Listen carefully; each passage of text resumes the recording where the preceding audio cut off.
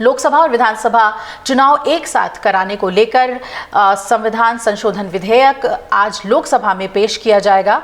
आपको बता दें कि लोकसभा के एजेंडे में ये कहा गया है कि संविधान का 129वां संशोधन विधेयक 2024, जिसे एक राष्ट्र एक चुनाव विधेयक के रूप में जाना जाता है, इसे केंद्रीय कानून मंत्री अर्जुन राम मेघवाल पेश करेंगे। मेघवाल इसके बाद लोकसभा अध्यक्ष ओम बिरला से ये अनुरोध करेंगे कि इस विधेयक को और भी ज़्यादा विचार विमर्श के लिए विस्तार से इस पर किसी नतीजे तक पहुंचने के लिए संसद की संयुक्त समिति को भेजा जाए।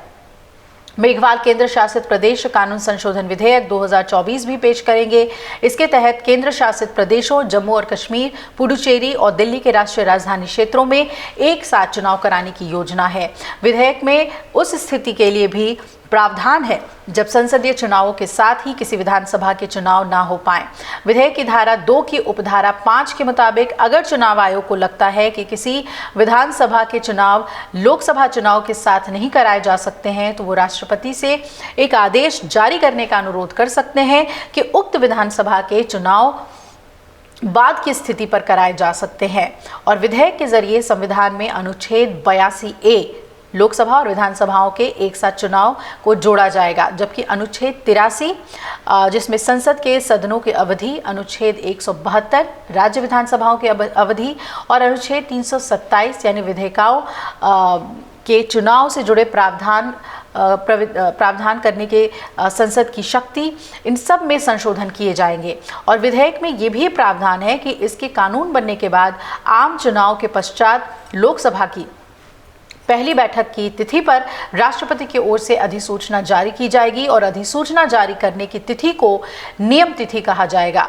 लोकसभा का कार्यकाल उस तिथि से 5 साल का होगा और बीजेपी ने इसे लेकर सोमवार को ही अपने सभी लोकसभा सांसदों के लिए 3 लाइन का व्हिप भी जारी किया और उन्हें मंगलवार यानी कि आज सदन में उपस्थित रहने के लिए कहा गया है। व्हिप जारी करते हुए बीजेपी के चीफ व्हिप ने कहा कि दोनों सदनों के कुछ महत्वपूर्ण विधायी कार्यों पर चर्चा होनी है।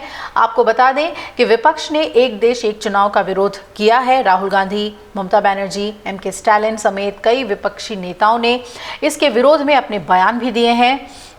विपक्ष का ये कहना है कि इससे सत्ताधारी पार्टी को फायदा होगा। दूसरी ओर बीजेपी का ये कहना है कि एक बार में विधानसभा और लोकसभा के चुनाव कराने से देश के संसाधन बचेंगे, सरकार को काम करने का ज्यादा अवसर मिलेगा और केंद्र सरकार ने देश भर में सभी चुनाव एक साथ कराने के संबंध में सुझाव देने के लिए पूर्व राष्ट्रपति रामनाथ कोविंद की अध्यक्षता में बनी समिति का गठन किया था। समिति की रिपोर्ट के सुझावों को स्वीकार करते हुए केंद्र ने एक राष्ट्र एक चुनाव विधेयक को 2 चरणों में लागू करने का फैसला किया है। पहले चरण में लोकसभा और विधानसभा चुनाव एक साथ होंगे। दूसरे चरण में आम चुनाव के 100 दिनों के भीतर ही स्थानीय निकाय चुनाव यानी कि पंचायत और नगर पालिका चुनाव होंगे। तो आज देखना होगा कि सदन की कार्यवाही इसे लेकर किस तरीके से चलती है। इसे संयुक्त समिति को और व्यापक चर्चा के लिए भेजा जाता है, विचार के लिए भेजा जाता है और इस पर विपक्ष का क्या रुख रहता है, ये देखना बहुत ही महत्वपूर्ण होगा। अगर आप ये वीडियो YouTube पर देख रहे हैं तो हमारे चैनल को सब्सक्राइब कर बेल आइकन दबाएं और Facebook पर देख रहे हैं तो हमारे पेज को लाइक करें।